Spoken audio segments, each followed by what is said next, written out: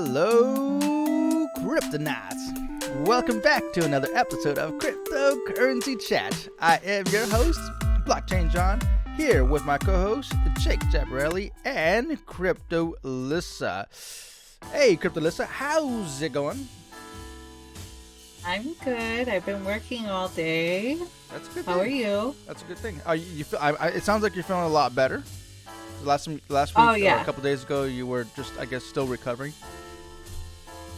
Yeah, I was still recovering, but a lot better today. So how are you? Awesome. I'm excited. Let's get this news going. There's so much news going on. Jake, what's up, man? Yeah, it's been crazy out there. I've been working a lot more on my favorite coin, Dynamo. I don't mind plugging Dynamo because I think it's awesome. But yeah, it's lots of changes, lots of things going on, and I just feel like I've been just as busy probably as Lissa thinks she's been busy. I don't know. We haven't really been keeping up with our personal lives, but this content is for entertainment purposes only, and any comments made by us, the host, or any guests we may have on this show is not financial advice. Back to you, John. All right. So before we get started with the top 10 daily stats, actually, you know what? Let's get to that, and I'll get to this other little plug-in later on. Let's get started with your top 10 daily stats here, provided by coingecko.com. Refreshing the page here. And we have, of course, the infamous, beautiful Bitcoin in number one at $43,542.93 with a 7-day loss of 1.9% and a market cap of $825 billion. Number 2, Ethereum, settling at $3,070.79 with a 7-day loss of 5.3% and a market cap of $367 billion. And number 3, we have Tether, settling at $1 because it's a stablecoin. No gain, no loss in the past 7 days and a market cap of $78 billion.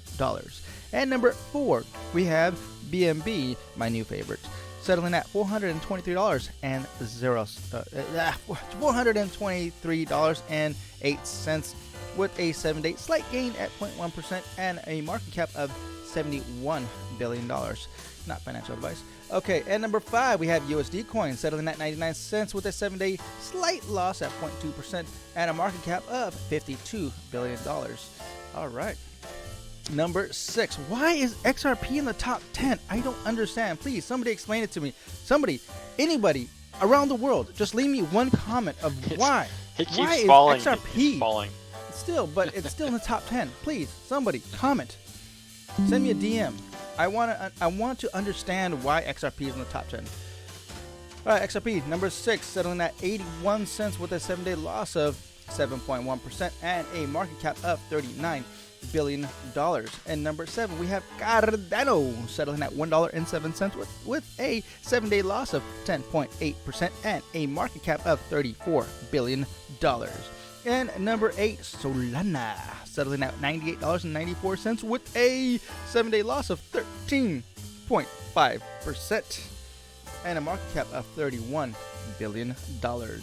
And number 9, we have Avalanche, settling at $94.71 with a 7-day, gain of 4.9% in the past 7 days and a market cap of $23 billion. And Cryptonauts, the last one for the top 10 daily stats, we have Terra, settling at $50.51 with a 7-day loss of 3.1% and a market cap of $21 billion. And of course, Jake's favorite, the top 5 runner-ups are Polkadot, Dogecoin, Binance USD, Shiba Inu, and Polygon popped back up in the top 15 because Crypto.com coin took over a couple days ago, but now it's back up there. Cool. All right, Cryptonauts, your overall total market cap is at $2.05 trillion, down by 1.2% in the past 24 hours. That means things are on sale. All right, Cryptonauts. Yeah, buy the dip. Buy the dip, exactly. If you go to coingecko.com, you can sign up and get yourself some awesome discounts here in the little candy jar. And some free NFTs. As you can see, I've already collected mine. Make sure you collect yours. These are my candies. I got 11,850 candies. Make sure you collect them, save them up. You go to the rewards tab, click rewards, collect some free NFTs, some free discounts. I got a bunch of these stuff already. I highly recommend you do it as well. So, with that said, Jake, back to you. Yeah, As you guys probably already know, those of you who are listening to us on a regular basis, we typically run our podcast on Wednesdays and Sundays. Kind of missed Sunday this last week, but there's stuff going on. Super Bowl Sunday, or pardon me, Superb Owl Sunday. So my family tends to call it, since none of us really watch football, American football, that is. But yeah, you can always catch us on YouTube and Anchor and anywhere else you get podcasts. If you appreciate us, we would appreciate if you would show that appreciation at the bare minimum by just giving us a like. And if you want to hear more, you can always subscribe. You can check us out on Discord, and you can participate there. You can collect your daily coin C3 Media tokens there every single day. And if you do work, I still don't know what that does, but if you do work, you can get more tokens. That means you have to come back an hour later. And you can also get us on Patreon, and if you want to contribute to our platform, we would appreciate it. Bitcoin, Ethereum, Binance, BAT, or Raven. Back to you, John. Perfect. Cryptonauts. Let's go ahead and get started with your crypto news of the day, provided by CryptoPotato.com. First news of the day, Belarus to create a crypto wallet registry to prevent illicit activities, written by Felix Molin. As the political situation in Belarus evolves, the country's government has sought to take full advantage of cryptocurrencies. This could be good or bad, depending on the viewpoints. But a recent decree by President Alexander Lukashenko could again reignite debates about the role of the state in the promotion and control of the cryptocurrency's operation. On February 14th, President of Belarus, Alexander Lukashenko, signed Decree number 48, quote, on the register of addresses, identifiers of virtual wallets, and features related to cryptocurrency's turnover. The document orders the creation of a registry to store information on the various cryptocurrency wallets that are being used or could be potentially used for illegal activities in the country. However, the general framework of the document is actually crypto-friendly, and other than registering the potentially dangerous wallets, most of the countries... Hold on, I gotta read that again. However, the general framework of the document is actually crypto-friendly, and other than registering the potentially dangerous wallets, most of the country's regulations point to the promotion of a healthy and active crypto ecosystem. According to an official note from the government of Belarus, the decree seeks to protect those with cryptocurrency holdings from hazards associated with the anonymous nature of cryptocurrencies, such as loss of property or fraud.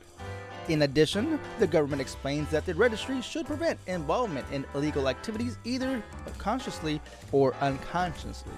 The National Cryptocurrency Regulator High-Tech Park, HTP, authority will be in charge of overseeing such activities.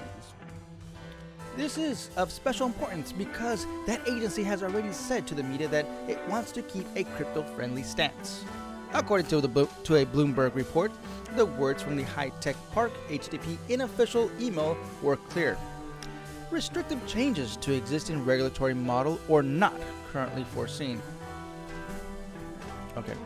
The government elaborates that the decree is part of Belarus's efforts to control the cryptocurrency industry, especially considering that the country allows the free circulation of digital currencies. However, although it is legal to trade and hold cryptocurrencies, their use as means of payments or fiat substitutes is still prohibited.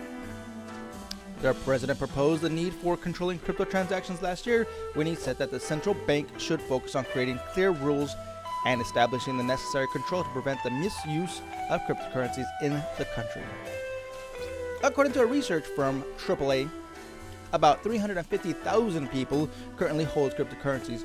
This represents approximately 3.73% of the country's total population.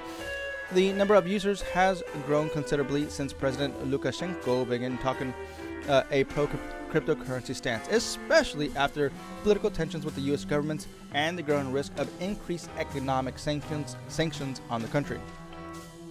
In 2017, President Lukashenko signed a law for the development of a digital economy. It gave legal status to cryptocurrency businesses, encouraging their creation. The country also grants certain contractual benefits to the cryptocurrency companies. Also, in 2021, President Lukashenko called on the population to invest in Bitcoin and other cryptocurrency mining, taking advantage of low electricity prices and probably trying to attract foreign investments in the face of China's hostile stance. In that same year, ASB Belarus Bank, the largest bank in the country, launched a cryptocurrency exchange service for citizens of Belarus and the Russian Federation. All right. This is another dictator pushing their countrymen or his countrymen to use cryptocurrency. It makes me it puts a bad taste in my mouth for perception of cryptocurrency in general, because it's like, oh great, another dictator is encouraging his citizens to use cryptocurrency. Why? It always begs this question: why is a dictator deciding to use cryptocurrency? Is it because he knows about the... Say again? I totally agree with you. Like, why is it the complete opposite in, quote, non-dictator countries like the United States, or Canada or something, where there's no dictator in charge and the person is generally trying to be very open about everything they do, and yet in a very bad place like Belarus — I'm not saying Belarusian people are bad, I'm saying that the president, quote, dictator of Belarus, not a good guy at all, and yet he's all excited about crypto. It just seems like the same thing with El Salvador. It's like, oh, we should all definitely use the crypto because I can, and you should definitely have to use my wallet, the wallet that we put out, that way we can steal your crypto. That's keep where track of our citizens. I think that's where it's at. They're benefiting from the decentralization of crypto, because obviously if you're using a USD that is primarily controlled by the Fed, and obviously there's sanctions against a nation, that can definitely be cut off. But if you're using crypto, which is obviously decentralized, you have that freedom to be able to transact crypto, aka fiat, or what we would consider fiat, whether that be stable coins, altcoins, or the bitcoins. It's definitely a way for countries like you just mentioned, Belarus being under sanctions from the U.S. It's like, use Bitcoin and get around U.S. sanctions, because what's the U.S. going to do? Block you? No. Right. And another thing, like you just mentioned, was about the wallet. That's the risk right there, dude. That's what scares me. Like if they're encouraging, hey, we encourage crypto businesses, you're welcome to use whatever wallet you want in our nation. Okay, cool. I want to use what I want to use without there being any blocks, But there's obviously this nation. I'm sure they're gonna say, hey, everything is banned unless you use our wallet. And when you use our wallet, we're going to track all your transactions. I'm sure they're obviously not saying it now, but in the future they're gonna be like, okay, we want to see what your transactions are. You're gonna have to pay taxes on that. You're gonna have social credit. You gotta be careful with that, man, because it's coming to the U.S. Yeah. It's coming to the U.S., man. People don't believe it. People don't understand that this is the reality that we're about to step into. That's the future. Belarus is our future if we don't stop what our politicians are doing. If you can disagree if you want, but the reality that I understand what's going on in the U.S. is what Belarus is doing now. I'm going to speculate a little bit on this because I know I've voiced my opinion on this before, and I really am personally very much against income tax anywhere, regardless if it's in the state or the U.S. government. I don't like income tax. I was like, if you want to get money out of me, either do a better job, I think most people agree with that, or tax purchases, right? Personally, I'm okay with 20% in purchasing tax. I'm fine with that because it means you're going to get the money at the time to purchase. It shouldn't matter how much people make.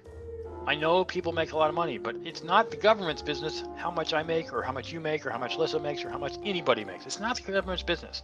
That's not important. If you want the money, get it when people buy stuff. And then it's fair because everybody will have to pay it. Right? You buy something, you pay tax. And the more you buy, the more tax you pay. How is that hard to understand? But what I'm making a point of with this Belarus thing in the U.S. and the future of crypto is the more cryptocurrencies we have, since within U.S. dollars, you pay on U.S. dollars, right? You pay taxes on U.S. dollars. But if you have thousands of different crypto, it's hard to even track them all, right? There's over 12,000 according to CoinGecko. Look at the top of CoinGecko's listing right there. It says, if I refresh it, 12,614 different currencies. And that's only the ones they know about, right? If you're holding a bunch of coins, which I personally am, how is the U.S. government going to track all that stuff? Obviously, I have to report it, but if they don't, if I happen to be given a block of coins from some rando company, it goes up like my Gala coin did, then how is the U.S. government going to follow that? Especially for people who are more nefarious than I am. I guess what I'm trying to say is, this, in my opinion, will lead to diffusing, I hope, of income tax. Anyways, on to the next article. Alyssa, you want to hit Mastercard for us? Yes, I will. Mastercard to hire 500 professionals to expand crypto consulting arm. And this is written by Shayanika Deka. Payment processing giant Mastercard is looking to dive deeper into the cryptocurrency industry. In line with this, the company plans to expand its consulting services with new practices focused on open banking, open data, crypto, and digital currencies, as well as environmental, social, and governance. According to the official press release, Mastercard stated that it aims to help financial institutions navigate the adoption of cryptocurrencies with its consulting efforts by enabling banks and merchants to cover many digital currency capabilities. This will include early stage education, risk assessments, bank-wide crypto and NFT strategy development to digital asset cards, and the design of crypto loyalty programs, data and services, which happens to be a talent incubator for the broader company, is looking to add more than 500 college graduates and young professionals as part of the ambitious, I can't say that word. Ambitious, there you go. Growth plans. So far, Mastercard has curated partnerships with crypto-focused firms and has helped the expansion of financial tech companies into new markets. One of the main focuses of the payment company is to help central banks use its testing platforms for design exploration, as well as development of a central bank digital currency, or CBDC. The platform could enable central banks to analyze various frameworks before development and leverage Mastercard's expertise around payment systems, policy and regulation, and governance. Mastercard has taken several steps towards integrating blockchain and cryptocurrency into its business structure. In 2021, the company announced that it will start supporting select digital assets directly on its network. Without clarifying its stance on cryptocurrency, Mastercard stated that it was about the choice of its customers, merchants, and businesses to, quote, to move digital value, traditional or crypto, however they want, end quote. Later that year, it announced support for credit and debit cards backed by cryptocurrencies in the APAC region, thereby enabling users to use their such assets in the same way as standard fiat money when paying for goods and services. More recently, Mastercard partnered with cryptocurrency exchange Coinbase to simplify non-fungible tokens or NFT purchases. The company also joined forces with the leading Ethereum software company Consensus to launch rollups for EVM blockchains. Yeah, it's interesting to see how MasterCard is getting into the game just the way Visa was getting in. and trying to make all these features available to all customers. They're like, hey, crypto's the new thing, so we're just going to do it with crypto, just like it was with USD. Exactly. I also got an email today from Coinbase that said that Coinbase is now letting you get your paycheck into their system for crypto. Yeah, they're just like, oh yeah, you wanna do the same thing some of these, CEOs and mayors of New York are doing too. You can totally take your entire paycheck in Bitcoin, which I guess if you make more than enough money to pay all your bills and all your expenses, it's such a bad thing. But if you're living paycheck to paycheck, I probably wouldn't put it into Bitcoin per se. Maybe just a stable coin, something that pays interest, like USDC or Tether, maybe. But even so, I probably wouldn't necessarily use Coinbase. I'd probably use, Celsius, because they pay a lot more. Like, how much do they pay right now, John? On Celsius? Yeah, for like a stable coin. 6%, like about 5%? Actually, 8%. 8%, yeah. Yeah. Because I think Nexo does the same thing. Nexo pays 8%. Voyager's got that way out. They're like at 9% right now for USDC. Laura, the Cello app, reduced the interest rate from 50% APY to 25% just this week. It was really high for a while, but then a lot of people are like, hey, I can make a lot of money off that. And I did for as much as it was possible to do for 2.5 months. And they dropped it down because they couldn't keep paying that high interest rate. Surprisingly, they never said it was lost forever. They said, hey, come over here and get more money. But yeah, there are a lot of better options than Coinbase. Coinbase pays so little compared to how much money they make. I mean, I realize Coinbase isn't buying out stadiums.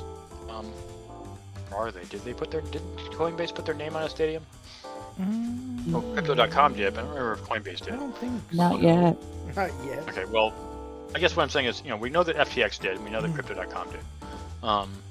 It's obviously gargantuan sums of money in crypto to be made off of transactions, which is, of course, what Coinbase has always been doing. So the thing I always wondered was, why do they pay so little interest, and everyone else is paying so much more?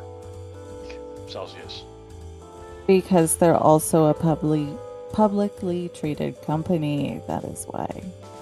Oh, yeah, I guess that's true. But it just bugs me that their interest rates are so poor. Maybe it's because they're not necessarily doing the same kind of we'll loan out, money at higher interest rates the way Celsius does. So, anyways, it's good to see another major company getting into this, but really just doing the same thing Visa already did. Just bringing crypto to its network, as they say. Continuing on here to PayPal. PayPal to limit... Pardon? Okay. Maybe I just heard an echo. PayPal to limit certain NFT transactions. Update policy. American multinational company. It just sounds weird saying out loud. PayPal has revised its seller protection program to include non-fungible tokens, token transactions rather, that surpass $10,000. And that's probably because of the rule that just got passed in August. According to PayPal's policy, update page NFT transactions valued at more than $10,000 are ineligible. The changes will come into effect March 21st of this year, 2022. A document further elaborating stated that the items or transactions such as art, media, antiques, or collectible physically or digitally as represented by an NFT worth more than $10,000 or equivalent value in local currency, as calculated at the same time the transaction will not be eligible for its seller protection program. Quote, revising PayPal's seller protection program to expand the list of ineligible items to include certain non-fungible tokens or NFTs with a transaction amount of more than 10,000 US dollars.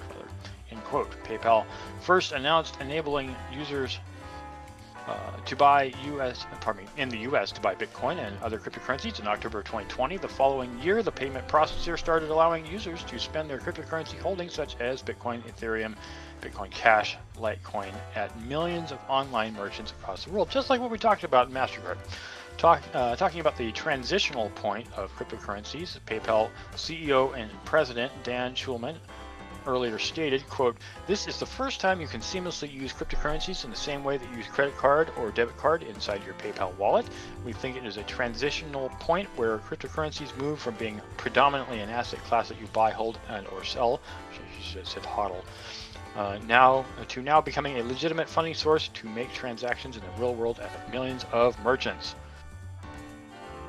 Another aspect here, PayPal's move comes less than a week after a US-based NFT marketplace, Cent NFT, halted NFT sales, citing rampant fraud and counterfeit digital assets.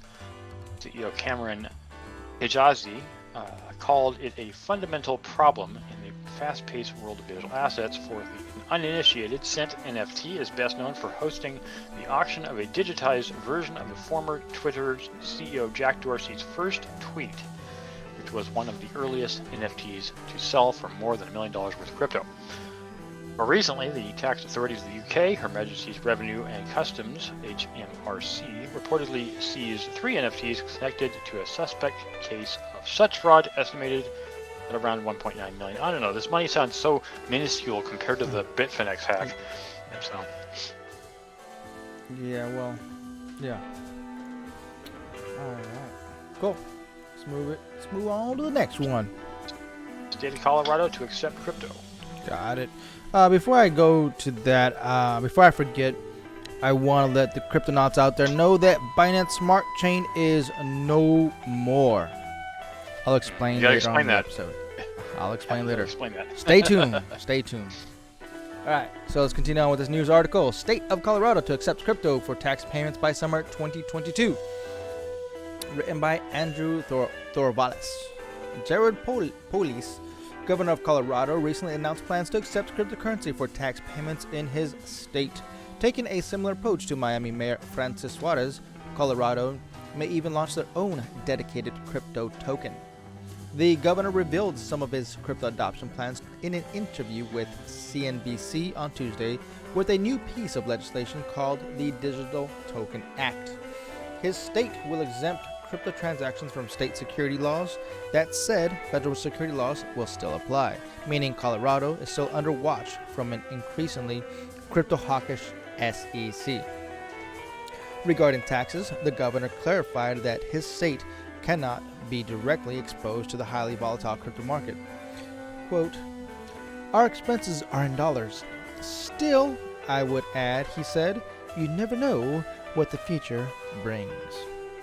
Therefore, as part of the crypto tax payment system, cryptocurrencies would be converted back into dollars by an intermediary when received by the state.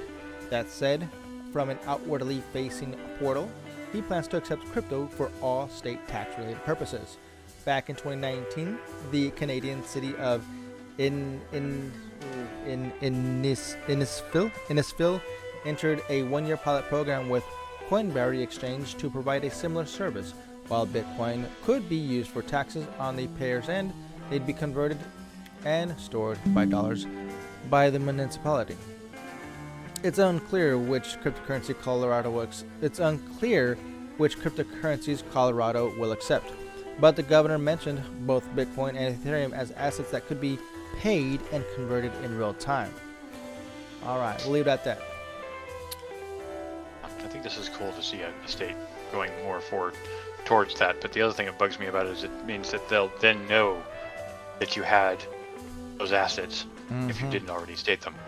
Yeah. Oh, you have Bitcoin. Oh, how much Bitcoin do you have? That's not your business, Colorado. Thank you very much for not collecting my taxes. All right, can you hit the NYSE there, Lisa? Yes. New York Stock Exchange files Trademark for crypto exchange and NFT marketplace. And this is written by Arun Basta. Sorry if we totally butchered your name. Srivastava. Srivastava. Srivastava. Yeah, I can't do that.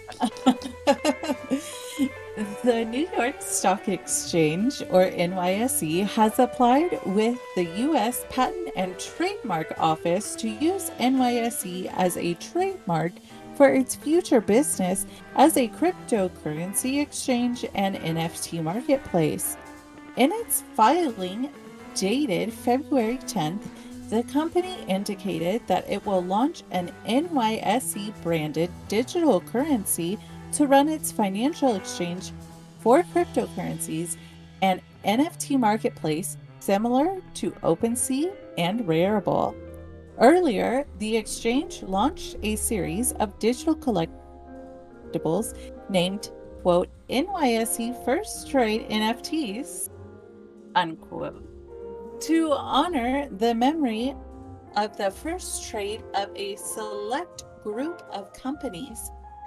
NYSE is among several leading non-tech companies that have applied for metaverse trademarks. A few days back, lingerie brand Victoria's Secret filed trademark applications for virtual undergarments, headwear, bags, and fashion accessories that it wants to sell on the metaverse. Similarly, McDonald's filed as many as 12 trademarks early this month for virtual products and services it wants to launch in the metaverse in the coming weeks. These products can be virtual restaurants, cafes, and typical McDonald's products, but in digital mode. Despite its filing, the leading stock exchange may not jump into the metaverse with its products and services right away. The initiative to secure the trademark apparently arises out of concern to protect its intellectual property from new products. A Bloomberg report quoted an NYSE statement that said the company regularly considers new products and their impact on our trademarks and protects our intellectual property rights accordingly. For NYSE, the world's largest stock exchange with a combined market cap of listed companies exceeding $30 trillion, tapping into the $2 trillion crypto industry means more business. The NFT marketplace, which was under $200 million until 2020, has soared to top $40 billion in 2021. In a recent call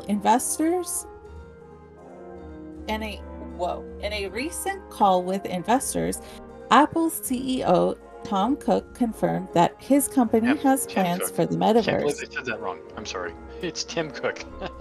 It's weird that they misprinted that. Okay, yeah. I was like, wait, whoa, that says Tom. I read that right.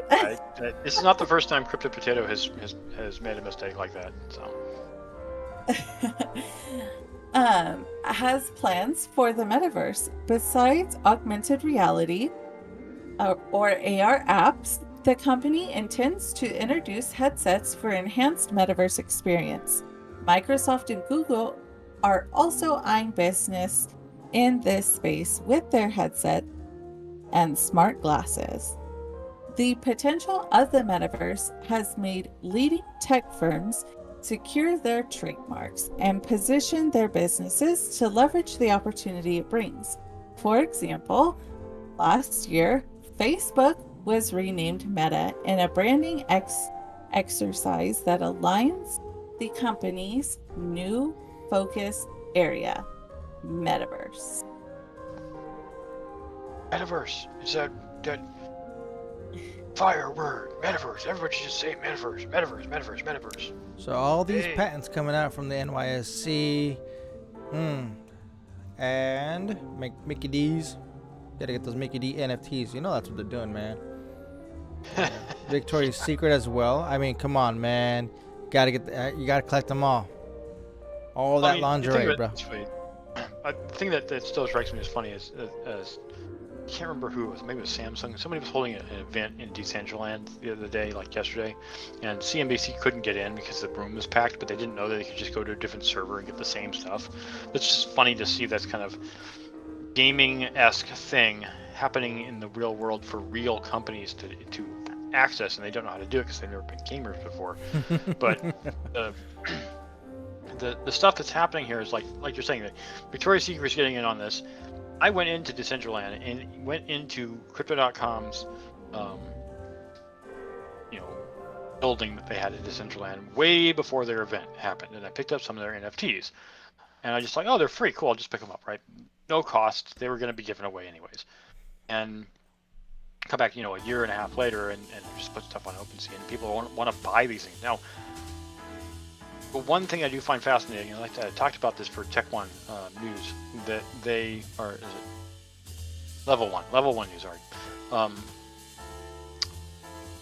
There are certain things that NFTs can be useful for, and I know we're into NFTs because we're in crypto and we're all fans of it, so of course we're gonna like this. But so many people think of NFTs as a joke, and I hate to say that because it seems like it's turning into a weird marketing thing. Obviously, McDonald's, NYC.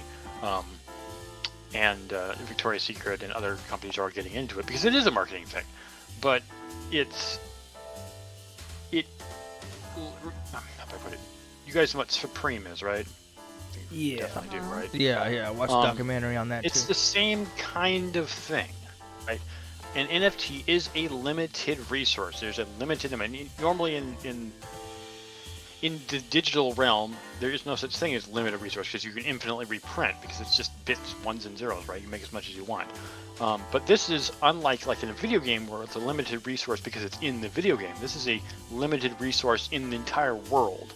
So Victoria's Secret could make a limited run of whatever product they decide to make, and then make those as NFTs, and you can, trade them in the store. Oh, I got this NFT I bought online for $40. It guarantees you that article of clothing or whatever it is they happen to be selling. Or you could trade it to somebody else for more money, and then they paid more money, but they can still trade it for that thing in the store. So yes, it is a money grab. I think we've already acknowledged that. But it shows a point of value like what Supreme does. And in fact, I'm surprised I haven't seen Supreme use. I would think they would be the first people to do that, but well, maybe they are. I just don't know about it because they're so secretive about their sales. But I'm both for this and kind of wary of it. Kind of like, oh, it could be good, but it could also be bad. I think ultimately it could be good. It just depends on how people do it, because it could be completely done poorly, like when Ubisoft announced their foray into NFTs, and all the gamers were just like, "This is the dumbest thing ever." I think that some gamers like 4chan have given NFTs a bad rap. They're not necessarily bad, but we're also going to see how these companies are going to exploit them. So, I have a question. What's up? So are there fat people in the metaverse? Like, how is that going to work? Yeah, there's all kinds of people. You've seen Second Life, right? No, I haven't. I haven't seen Second Life. You know what Second Life is, right, John? Mm-hmm. That's where I bought my first Bitcoin. That's right. You bought your first Bitcoin. I remember now. So Second Life is just an online virtual environment where you can do literally anything, and you can literally be anything. You can even design your own avatar if you want. Nico. But yes, can you be fat in the metaverse? Absolutely. Can you be a weird, gigantic monster in the universe? Yeah, absolutely. Could you be a minuscule, tiny little, amoeba in your? Fairy. You could. Could anyone see you? Probably not. But it just depends on what the metaverse, construct allows. Like, have you seen the Ready Player One, the movie? No. I highly recommend that because it would give you a better visual for the metaverse. But the metaverse, I was thinking, the one that Meta is actually setting up, Facebook, the company formerly known as Facebook, was setting up, was literally anything. Now they're trying to stick with a more standardized avatar, but you can still customize your avatar pretty explicitly. So if you wanted to be looking a lot like yourself in real life, assuming that's what you look like, you could, or you could choose to not look like that. I mean, it's up to you, really. And I guess you could technically have multiple avatars. You could be, My Little Pony, or you could be, Jason, or you could be I don't know, what's another crazy avatar thing from the past? Rick or Morty. Or Ghostbusters. Or yeah, Ghostbuster, right? Or any other famous person or famous thing. You could probably be any avatar you wanted to be. But I do know that the one thing that I know that, at least from what I have learned and read, that the possibility of different colors and hairstyles and clothing and jewelry and I mean, even if you happen to be missing a limb and you wanted your avatar to reflect that, you could still do that. But are you concerned about having to make it look like yourself, or wanting it to make it look like yourself? No, I was just saying because Victoria's Secret was launching lingerie. I think that when it comes to NFTs, obviously they're going to have to deal with that and figure that part out. But it's just like, does that mean Torrid and Forever 21 and any of the other clothing brands out there that exist are going to have to say, well, this NFT was only for these sizes, or is it for this article of clothing regardless of size? They're going to have to figure that part out. That's why you shop at Walmart. Or Ross. Or Ross, Target. yeah. Ross, Target. All right, let's move on. All right, continuing on to banning Bitcoin banning Bitcoin is like banning the internet, says Russia's finance minister. This is by George Georgiev. Russia is one of the countries where the regulatory status of Bitcoin and overall cryptocurrency market remains dubious at best.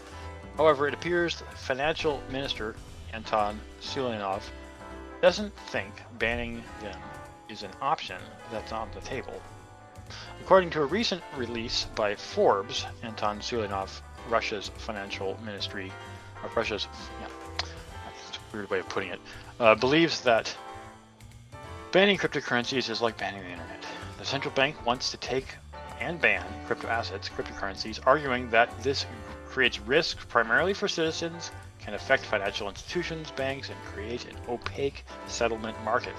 This is the same as banning the internet, which is impossible, the minister argued. Hey, what about the Great Wall of China, or Great Firewall of China? Doesn't he know about that? And of course that failed, right? It's just most people can't get through it. Sulanov argues that the risks that the central bank is talking about are understandable, but he once again reiterated that banning the sector is considerably worse than regulating it. This falls in line with the authorities' recent statements. As Crypto Potato reported earlier in February, the ministry was preparing a draft law and even defined crypto as an analog of currencies. Nevertheless, there's still no resolution after a meeting between Elvira Nabiulina, I butchered this name, Nabiulina, the chief of the Bank of Russia, and Anton Sulanov, and Dmitry Grigorenko, the deputy prime minister, discussed at the situation joint meeting, but failed to come to an agreement. It's like the old people meeting with the new people, and it sounds like Antov's the younger person, although I'm not sure about how old he actually is. He's obviously got the right idea. That trying to get rid of Bitcoin or cryptocurrencies in general is like trying to get rid of the internet. The only way you can really do it is by cutting off all connections. And even then, is that really completely 100% possible? No, Turkey tried doing it, right? They turned off the internet. Yeah. What's it called? Syria's turned off the internet before. Kuwait turned off the internet. Philippines have turned off the internet. Oh, I was present for that. But ultimately it comes down to why? Why are you trying to do this? Oh, it's all about control, right? Yeah, that figures. Alright, let's see here. I'm going to read an article that I'm pulling up from my phone about Binance rebranding. The reason why Binance Smart Chain is no more. This one I'm pulling out from bmcrypto.com, written by Robert D. Knight. Sounds familiar. Okay. Let's see. Binance Smart Chain is attempting to distance itself from Binance with a network rebranding exercise that will see the project reborn as BNB Chain. The announcement came on February 15th in a blog on the network's new corporate website. Shortly after the announcement, Binance Investment Director Gwendolyn Regina hosted the BNB Chain introduction live stream. she was joined by key players in the BNB chain network, including Binance CEO Changpeng Zhao, CZ. Regina began asking CZ exactly what had motivated the change from Binance Smart Chain to BNB Chain. In his answer, the Binance CEO was at pains to explain just how independent BNB Chain is from Binance. Quote, I think for many years, people always think that Binance Smart Chain because it carries the Binance word. People think of it as something owned by Binance, and we have done a lot of work to decentralize it, said CZ. We also realize that BNB is beyond Binance. It's bigger than Binance. We call it the token. Build and build. I've tweeted it a few times before. BNB is its own living, breathing ecosystem, now with what we call the BNB chain. So we want to stress this term and de-emphasize Binance moving forward. End quote. Besides dropping the B word, BNB chain now seeks to shake off any notation that the network is centralized. As part of the efforts to demonstrate increasing decentralization, BSC will expand its validator network from 21 to 41. For those who truly care about decentralization, the devil will be in the details of whom controls those extra validators. But for the success of BNB Chain to date suggests that the users are not overly concerned with the issue. In a day which saw BNB Chain unleash a raft of new terminologies upon its audience, the company also saw fit to create a new buzzword for the measure, for good measure, MetaFi. According to BNB Chain, MetaFi is a catch-all term for all things DeFi in the metaverse, including GameFi, SocialFi, Web3, and NFTs. Only time will tell if this latest DeFi buzzword catches on. Yeah, all right. So, what comments? What do you guys got on that? I think he's right. I think CZ's right about that. I mean, it's hard to pin CZ's Binance company down because it doesn't seem to even have a headquarters. But he's going as deep into this as Jack Dorsey is, and recognizing that making decentralization the key factor, not just the key word. So from the little dots that I can put together, it sounds like this BNB chain is going to be decentralized. There is no. This is the Web3 of dApps. Like there is no place. There's no home for that. It's now right. From here on forward, as of yesterday forward, it is officially detached from Binance and is now managed by the community. It's no longer Binance's pet.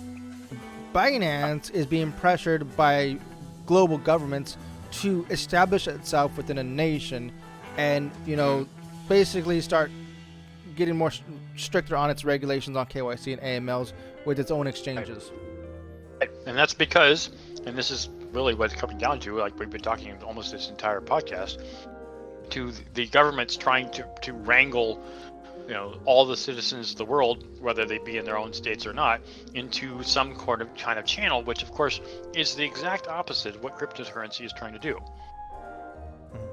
Like the purpose of cryptocurrency. It's like, great, you want what isn't possible.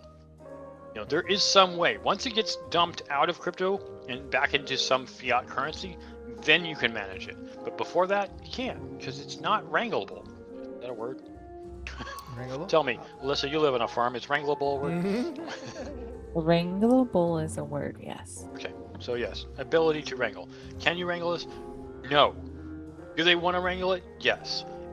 But the thing they keep missing is the fact that crypto is the answer to the reason that the very thing they're doing.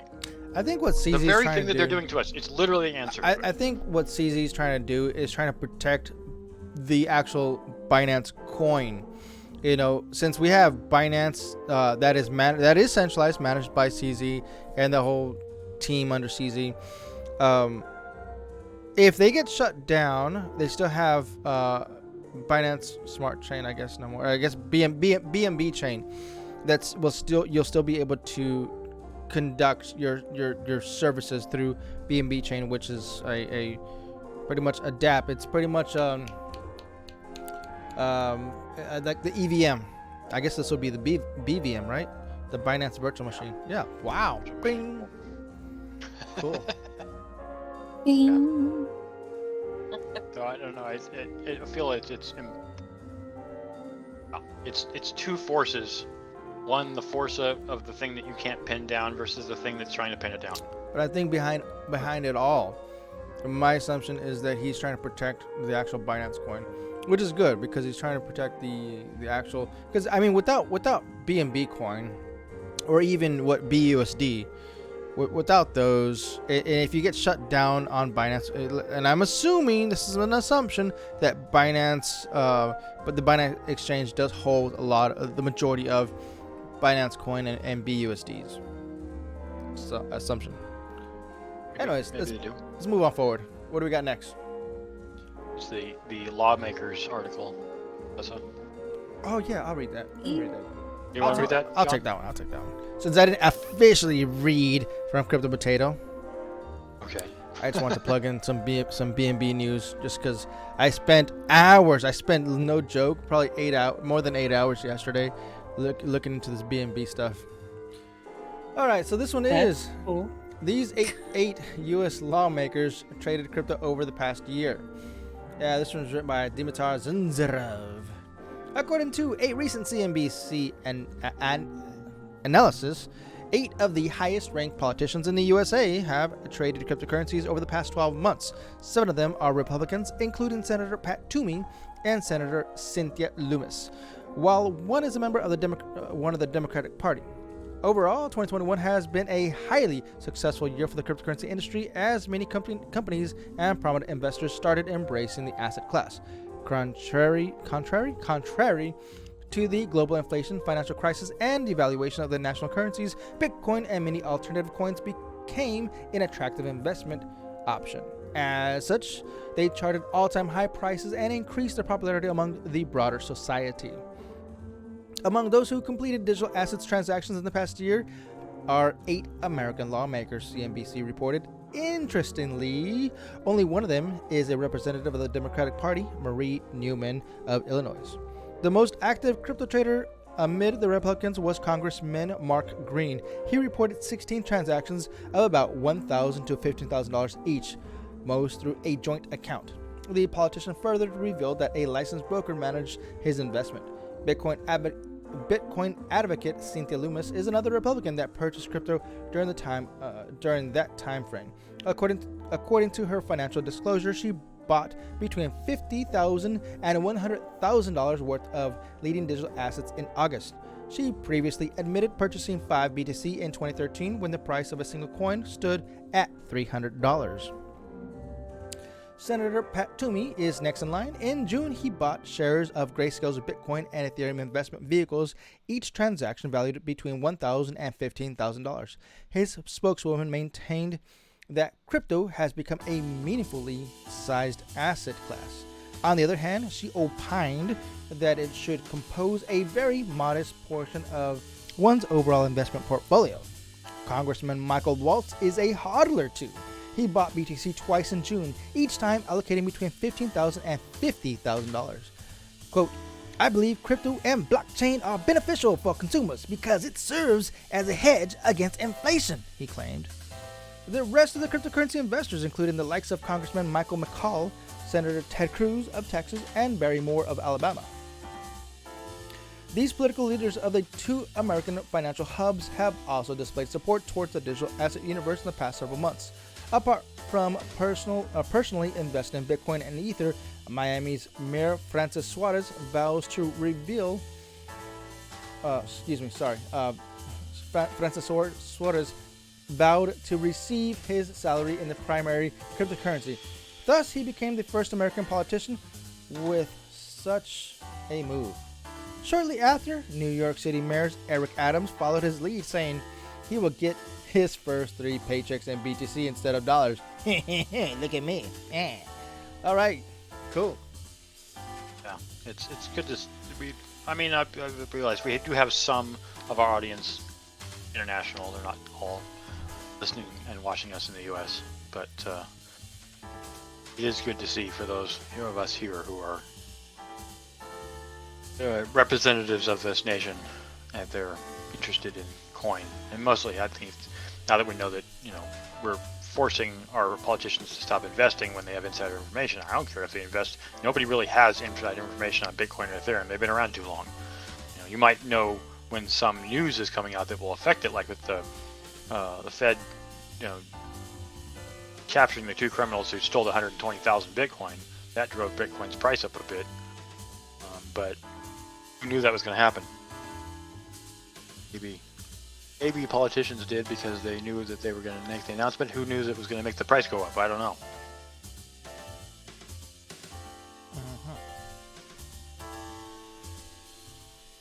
All right, Warren Buffett. You want to take that one, Alyssa?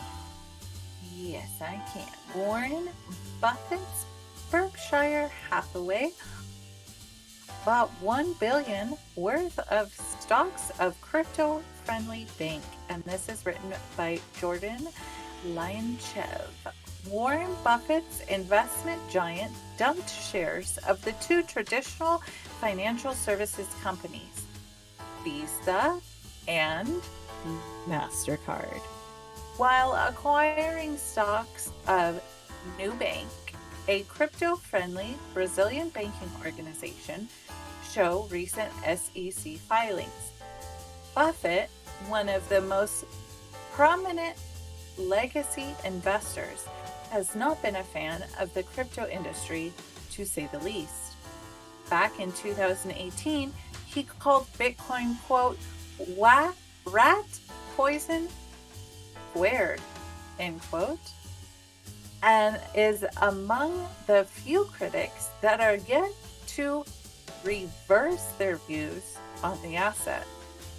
However, the most recent documents his investment company filed with the SEC show that Berkshire Hathaway made a couple of changes to its portfolio that could be regarded as pro-crypto.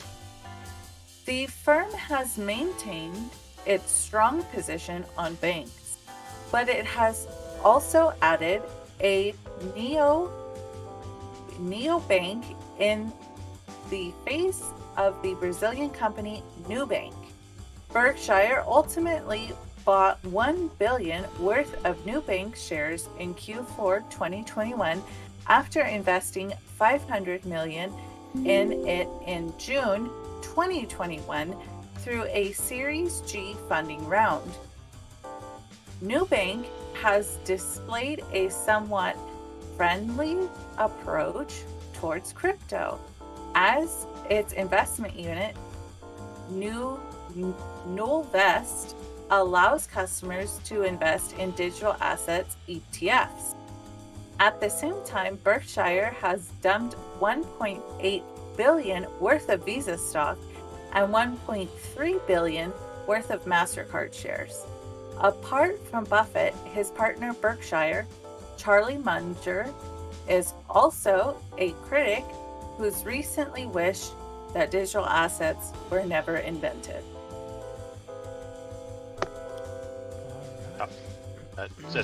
I think it's probably funny to see Warren Buffett and Charlie Munger both still putting down crypto, but I think it's just because they don't feel like they have good control over it. So they're like, well, we don't have control over it. You're right, you don't. Oh, it's making us a lot of money. Well, yep, you're gonna have to go a little bit more on the risk side, aren't you, instead of sticking with Visa and Mastercard. But I think that might be the reason that we're seeing Visa and Mastercard get more into crypto, because they're like, wait, Warren, don't leave. We're doing crypto. Yeah, crypto.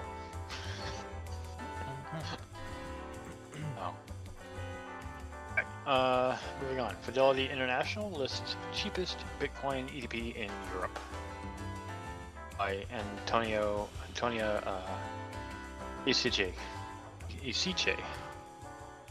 Yeah, we were trying to figure out. We were trying to figure out how to say that last name on Monday. Alyssa and I we couldn't figure it out, so we're like, okay, we gotta wait for Jake to come on so he can say it.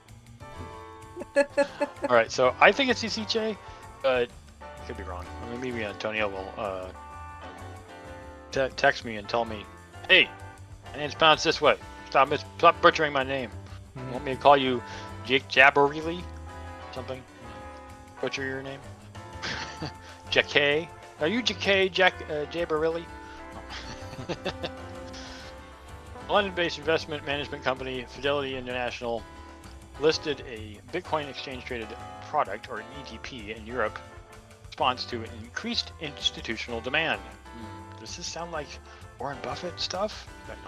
The product, called the Fidelity Physical Bitcoin, or ETP, began trading on Germany's Deutsche Börse AG in Frankfurt Stock Exchange on Tuesday, February 15, 2022, which was yesterday for us.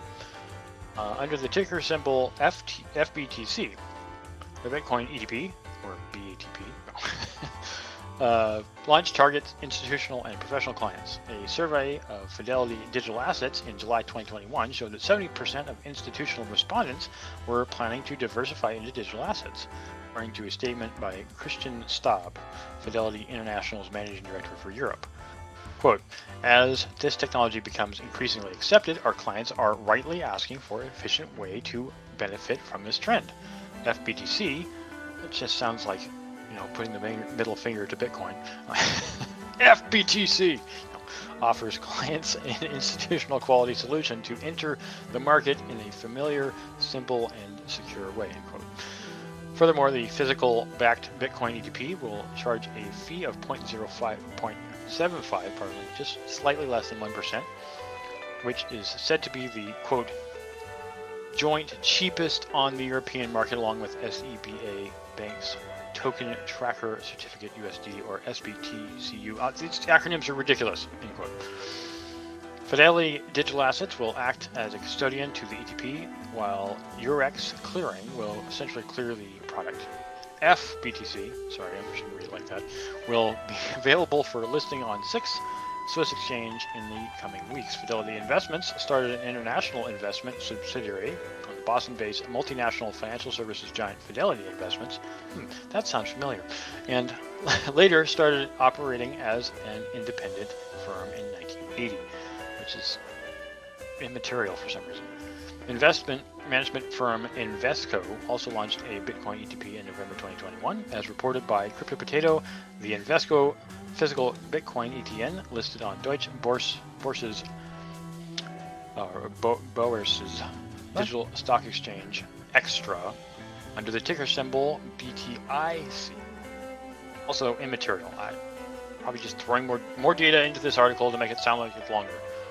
So yeah, Fidelity International lists the cheapest Bitcoin ETP in Europe at less than 1%. Nice. That could have been said in one sentence. Sorry, I read this out loud. Cool. You got any more? One more article from JP Morgan being bullish on the metaverse. Jesus, I think I should take that. Let's see, where's it at? I don't know where it's... Hold on. Wait. Martin Young. Wait. 16. Martin Young. Wait. Don't tell me. Wait. No, seriously, I lost it. Where's it at? JP Morgan is bullish on the metaverse with a $1 trillion prediction. There it is. Do you want me to read it? I already got it up. If you want, go ahead. JP Morgan is bullish on the metaverse with a $1 trillion prediction by Martin Young. JP Morgan Chase has released a report this week titled Opportunities in the Metaverse, which delves into virtual worlds and the boundless opportunities the bank has envisioned in them. The multinational investment bank sees companies large and small entering the metaverse and reports that there is currently $54 billion spent on virtual goods every year, which is almost double the amount spent on music. The firm made a bold prediction that the metaverse will be all-encompassing and will become a $1 trillion market in the next few years.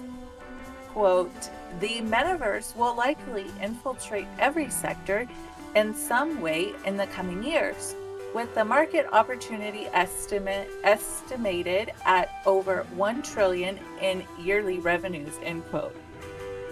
JP Morgan stated that a robust and flexible financial ecosystem is essential for metaverse growth. which will allow users to connect between both worlds, virtual and physical. And they state here, quote, our approach to payments and financial infrastructure will allow that interoperability to grow, end quote. The report continued to state that existing gaming worlds have elements that parallel the global economy, such as population, GDP, in-game currency, and digital assets. The investment bank wants to be part of this, stating that its core competencies in cross-border payments, foreign exchange, financial asset creation, trading, and safekeeping can play a major role in the metaverse. The report did not specify any details on what the company has up its sleeves regarding metaverse developments, but did that it was working on new tech. Did that not sound right? That was correct. Wow. Yeah, I understand what you said. It just, the break in the sentencing made it sound weird, so. Yeah, no, that sounded weird. And this is a quote from them, we are building and scaling new emerging technologies to modernize infrastructure and business models, including but not limited to tokenization and digital identity, end quote. The report highlighted some impressive stats from metaverse projects and spending habits, along with some projections for the coming years. The average price of a parcel of virtual land doubled in a 6-month window in 2021 to $12,000, it reported. Dang, that's a lot. Spending on in-game advertising will top $18 billion by 2027, it predicted, while adding that there are 200 strategic partners to date with the sandbox, such as Warner Music Group. JP Morgan, which has also been bullish on Bitcoin, has its own lounge in the metaverse called the Onyx, which is its blockchain-powered platform for wholesale payment transactions. Sorry, guys, if you can hear my cats fighting in the background. Nope. It may extend this to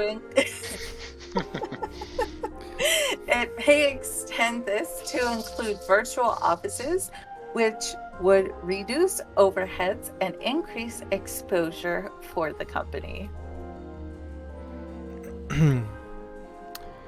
Yeah, it's good to see that JP Morgan's making this prediction because it's basically going to draw more people in, but it's also interesting to note this comment you made about excuse me, adding that there were 200 strategic partners to date with the sandbox, and that more money is being spent on metaverse than it's being spent on music. All of music, the entirety of all music purchased, is less than what's being spent on the metaverse. So does it make sense now why Facebook changed its name? I'm sure they had those analytics. I'm sure that's where they're like, look, this is all going this direction. We need to get ahead of the game, be the first people in it, even though Decentraland was already there. Yeah. So, Second Life.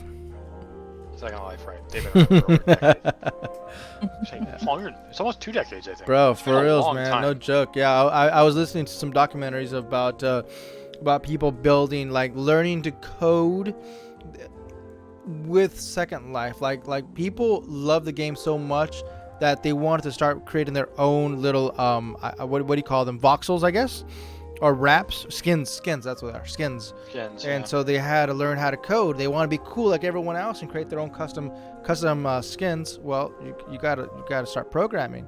So I watched this 2-hour documentary on Second Life, of how people were started off as gamers, converted into coders.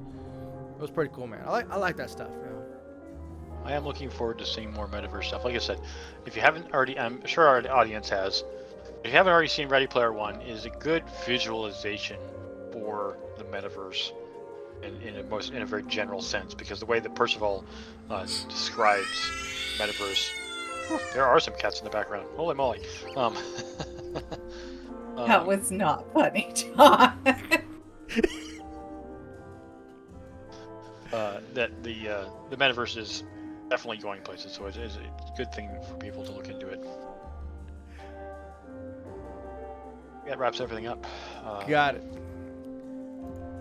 All right, let's do that last little closing plug. I got to do a shout out to SOS. Thank you, SOS, for all this awesome music you have given us. We got our intro music, we got our background music, and we have an outro music. Thank you, SOS. If you guys want to check him out, he is on Twitter at SOS Onside. Also, shout out to the Canadian singer Aubrey. I like your music, bro. God's plan. Awesome.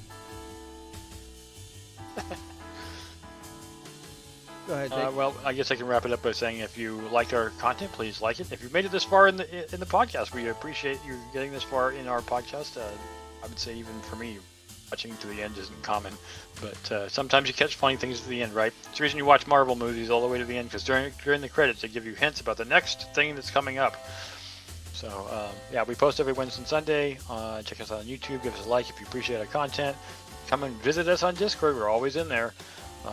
And check us out on Patreon, and donate if you like through various coins. All this link information is in our coin tree link in the description below. Thank you for watching and listening. Until actually, go ahead, Lisa. I'll let you close it up. Until next time, stack stats and hodl.